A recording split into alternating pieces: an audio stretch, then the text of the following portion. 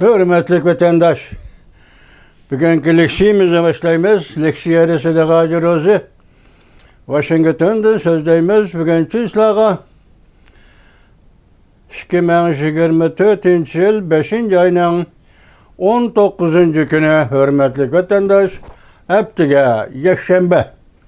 Bugün sizlerge yetkizdiği leksiyemiz ve leksiyeden kiyiz siz bilen bille elip bardağın muhakeme vatandaşım.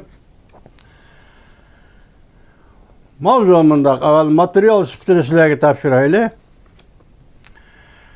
Alvastıla yolu. Xi Jinping bilen Prezident Vladimir Putin kol tutuşup akıbetke tayyorlik qilishga başladı. Mavzulu haber 5. ayının 19. günü Venvitor biti dilan qilindi. Haber mundaq başlandı. Bu leksiyanın mezmunu Jungo Sovet oturusida ve yaki Jungo'nun reisi Xi Jinping bilen Rusya Federatsiyasi Prezidenti Vladimir Putin oturusida imzalangan birleşme bayanatının bir kısım mezmunu. Hazır bu bayanat men açıqlaydigan, men paydalanadigan Xitoycha to'g'ri tercüme qilib kelmedi. Tercüme qilinib kelmedi. Şunlaşqa men bütün onda xabardar bolalmadım. Muşundaq mezmunla asasında tahlil qilimiz. Bugünkü bu bir parça abzas ve yaki bir parça mezmun acayip g'alta. Dikkat qiling vatandaşım. Torbetide ilan qilindi, xabar mundaq başlandı. Ukrayna urushini qo'zg'ab xalqaro qonun bo'yicha qo'l qilish buyruqiga duch kelganda bu dunyoda boradigan yeri yo'q va turadigan bir xotirjam joyimi yo'q. Rossiya prezidenti Vladimir Putin Jungo Kompartiyasiga chaplashib qolganda bu hafta Jungoga ziyoratga keldi. Reis Xi Jinping ixtiyorsız aldı. Xi Jinping ixtiyorsız aldı Prezident Vladimir Putinni quchoqladi. Torbet abonentleri mundaq deyishdi. Reis Xi Jinping Prezident Vladimir Putin bilan ko'rishganda ko'zida yosh lig'irlab turadi. Reis Xi Jinping Prezident Vladimir Putin bilan ko'rishganda Prezident Vladimir Putin'nin ko'zida yosh lig'irlab turadi. Biz turinga nima degan edik? Men to'liq ko'rdimmi, xatomi degan edim. Vatandaş bugün bu paket bo'lib keldi.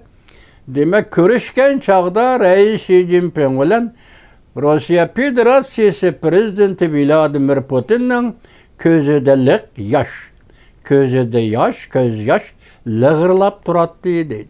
Men arlıqdılıqı notuq sözüge vaqtki keyfiyatını sizlerge tasvirlab bergen edim. Demek bu qatim Beijing'a, Jungo'ga ziyaretke kelgen Rusya Federatsiyasi Prezidenti Vladimir Putin'nin ko'zida yosh. Ahırda muhakeme qilamiz vatandaşlar. Prezident Vladimir Putin'ni Reis Xi Jinping quchoqlagan ya ko'rishganda Reis Xi Jinping ko'rishganda Prezident Vladimir Putin'nin ko'zida ko'z yosh lig'irlab turadi. Bu ikki nafar, ya'ni Jungo Rossiya rahbarlari o'xshashla 70 yoshlik rahbarlar edi. Har ikkisi o'z davlatlariga xon bo'lgan kishilar edi. Bu qatam bu ikki rahbarning birlashib e'lon qilgan bayonoti Amerikaga qarshi dushmanlik bilan to'lgan bayonot bo'lgandan boshqa. Bayonotning yana bir moddasida qarshi tarafning mol mulkiga kapolat qilish, mushu davlatlar bexatarlik masalasiga yo'liqqanda mol mulkni ikkinchi tarafga vaqtli yo'tkab ketish deydigan bir modda tashqari dunyoning diqqatini qo'zg'adi. Kechiring vatandaş, mushu abzasni men sizga yana bir qatam o'qib beray. Bayonotning yana bir moddasida qarshi tarafning mol mulkiga kapolat qilish, ya'ni Rossiya Jungoning davlat mol mulkiga kapolat qilish. Mushu davlatlar bexatarlik masalasiga yo'liqqanda yoki Rossiya Federatsiyasi bexatarlik masalasiga yo'liqqanda yoki Jonhua Xalq Jamhuriyati bexatarlik masalasiga yo'liqqanda mol mulkni ikkinchi tarafga, ya'ni ikkinchi davlatga vaqtliq yetkazib ketish deydigan bir modda, bayonotga bir modda tashqi dunyoning diqqatini qo'zg'adi. Torbachilar masxara qilib mundaq ko'rsatdi. Jungo Rossiya bayonoti dabdabalik 1200 xat bilan yozildi. Bo'libmi bu modda haqiqatan qiziqarli bo'ldi. Bo'libmi yuqorqi modda haqiqatan qiziqarli bo'ldi. Ikki rahbar kelishib olgandek bir oqibatga tayyorlik qilib o'tdi. Diqqat vatandosh. Torbachilar masxara qilib mundaq ko'rsatdi. Jungo Rossiya bayonoti dabdabalik 1200 xat bilan yozildi. Xitoycha xat sonida 1200 xat bilan yozildi. Bo'libmi bayonotdagi bu bir modda haqiqatan qiziqarli bo'ldi. Ikki rahbar kelishib olgandek bir oqibatga tayyorlik qilib o'tdi. Mushu hafta Prezident Vladimir Putin Rais Xi Jinping bilan ko'rishgandan keyin Beijing atalmış Jungo Rossiya umumiyüzlük strategik şeriklik münasebeti to'g'risida bayonot e'lon qildi. Bayonotda hamkorlashish degan bu ibora 130 qatim takrorlandi. Bayonotda hamkorlashish, ya'ni ikki davlat Rossiya Jungo hamkorlashish degan bu ibora 130 qatim takrorlandi. Bayonot har qaysi sohalar bo'yicha chetilib, ikki davlat munosabatlarini atrofli chunqurlashtirish deb ataldi. Buning ichida bir abzas qarshi tarafning mol mulkini qo'g'dash to'g'risidagi bayon kishilarning diqqatini o'ziga tortdi. Ikki taraf aloqador davlatlarning mol mulk bexatarligi qattiq amal qiladi. Cümleden egilik, huquqliq, zapas pulni o'z ichiga oladi. Xalqaro kechirim qilish huquqidan bahramand bo'ladi. Chet el kapitalini va chet el mol mulkini musodara qilish urinishlarini ayblaydi. Rossiya Jungo ikki taraf o'zaro o'z davlatining mol mulkini muhofazat qilib qo'g'dashni qaror qildi. Hamda qarshi taraf davlat mol mulkini vaqtliq o'z davlatiga yetkazib ketish mezgilida bexatarlikka kapolat qiladi.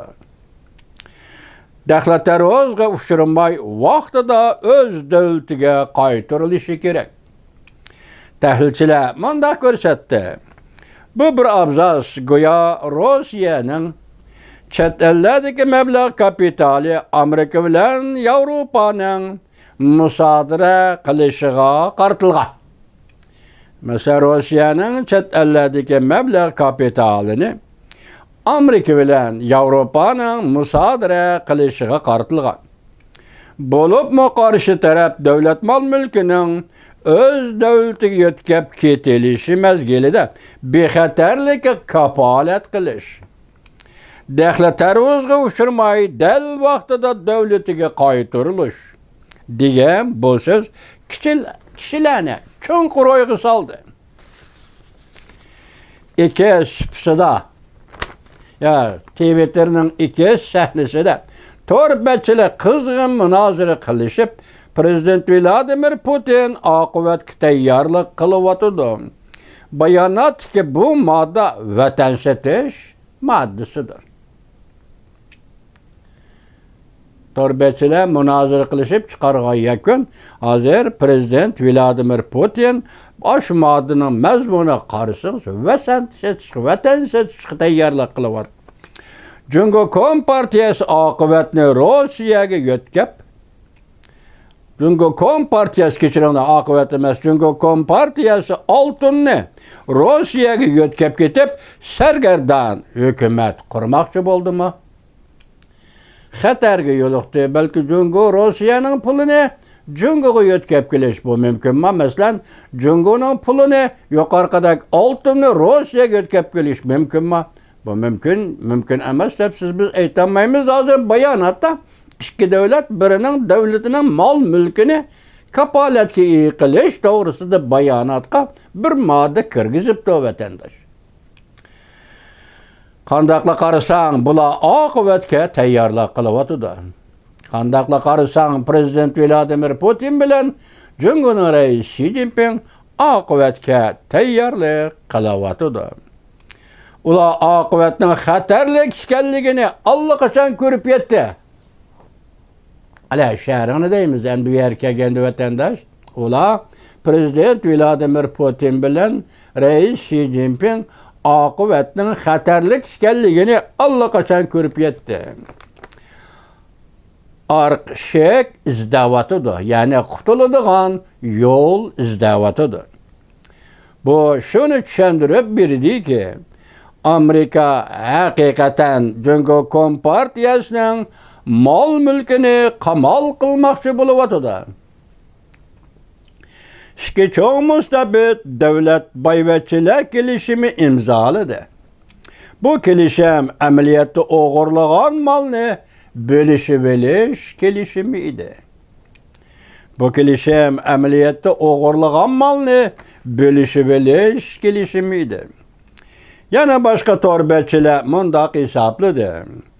Cungo Kompartiyasi bilan Rossiya o'zaro mol mulkni qo'g'dashni bayonotga kirgizdi. Birlashma bayonotga kirgizdi. Bu amaliyot ikki tarafning o'zaro ishonchining kamligini tushuntirib berdi. Lükçekler o'ttirisidagi do'stlik aman bir-biriga divaylash bilan oxirlashidir. Tuanda muhokama vatandoshim.